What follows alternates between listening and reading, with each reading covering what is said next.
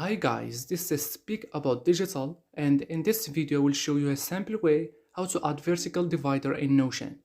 A vertical divider is useful because it can give your page a nicer look, so this is like an easy and short tutorial.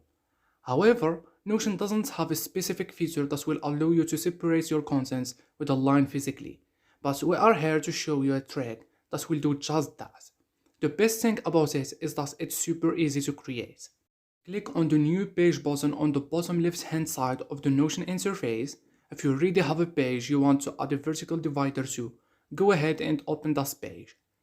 Type /command and a small contents box will open. Now scroll through the basic block section and find quote block. Click on it to insert a quote line. This will be your vertical divider. Now we just have to do a bit of customizing. The quote block will by default take just one line of text. You probably need it to be bigger than that. Just hold Shift and hit enter. The line will keep going down, so just stop pressing enter when it reaches the desired length.